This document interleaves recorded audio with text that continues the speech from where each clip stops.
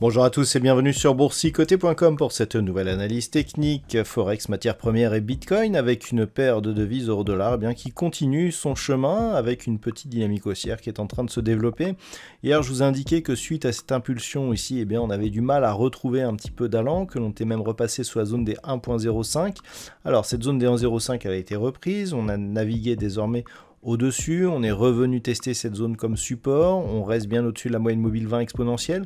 Donc même si la tendance n'est pas très forte, il semblerait que l'on reprenne un biais haussier sur cette paire de devises. Maintenant, la dernière chose à confirmer, serait d'avoir un dépassement ici de ce point haut significatif, donc au-delà des 1.06, et de venir casser ici cette zone des 1.0635, sachant que la zone majeure, qui nous redonnera vraiment un signal fort, sera un éventuel franchissement ici de cette zone des 1.0780. Donc tant que l'on reste ici au-dessus des 1.05 désormais, la dynamique semble vouloir s'orienter à la hausse avec donc deux objectifs court terme. Par contre, sur la paire de devises livre sterling contre dollar américain, il semblerait que l'on ait un petit peu moins d'allant, puisque même si nous avons eu une belle impulsion ici, on est bien repassé sous la zone des 1,2270. Alors, on préserve tout de même la moyenne mobile 20 exponentielle, mais on est loin de revenir tester ici ce précédent point haut significatif proche des 1,24. Donc clairement, on est plus ici sur une phase de neutralisation autour des 1,2270, après un contact ici avec cette zone majeure des 1,20. Globalement, donc, ça reste neutre d'un point de vue court terme. D'un point de vue moyen terme, on reste ici sur une forte dynamique baissière. Et en absence de rebond technique plus probant, on pourrait bien revenir rapidement ici sur cette zone des 1.20, tant cette zone est importante historiquement. Et en cas de second test, on aurait une fragilisation de ce niveau de support, ce qui en cas de cassure pourrait nous donner un signal relativement fort sur les horizons de temps court terme, mais aussi moyen et long terme. Sur l'or, ça fait quelques semaines qu'il n'y a pas grand chose à dire. Le métal jaune évolue toujours dans un range situé entre 1807 et 1860 $ l'once, un range dans lequel il est rentré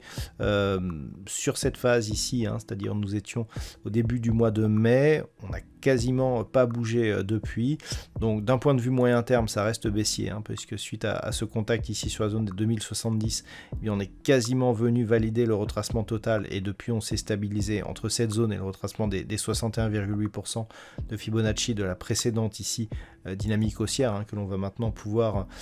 effacer, et donc depuis on ne bouge pas de cette zone de range, donc neutre ici d'un point de vue court terme avec un léger biais baissier sur l'horizon de temps un peu plus moyen terme. Concernant le WTI, on confirme l'orientation baissière de la dynamique court terme, puisqu'après cette cassure ici des 110 $ le baril, nous avons eu un rebond technique qui est venu tester donc cette zone horizontale, et aussi la moyenne mobile 20 exponentielle. On a validé le fait que ces deux niveaux sont désormais des niveaux de résistance, et par rapport justement à l'évolution actuelle, on continue à évoluer donc dans une dynamique qui reste baissière. L'objectif prochain est désormais la zone ici des 104,50 $ le baril, avec un possible retour ici dans un range entre cette zone des 110 et cette zone des 98 $ le baril, ce qui affaiblirait la dynamique un peu plus moyen terme qui se trouvait dans une tendance relativement forte, et on voit que si on se stabilise ici dans cette zone, c'est-à-dire ici entre les 110 et les 98, effectivement on aura un signal de neutralisation, puisque suite à cette inscription ici de point haut, il n'y a pas eu de nouveau point haut significatif, et donc si on reste ici dans cette zone, clairement on aura un signal de neutralisation moyen terme du WTI, ce qui serait plutôt une bonne nouvelle pour les chiffres de l'inflation un petit peu partout dans le monde. Et puis enfin sur le Bitcoin, plus rien ne bouge, puisque nous avons ici cette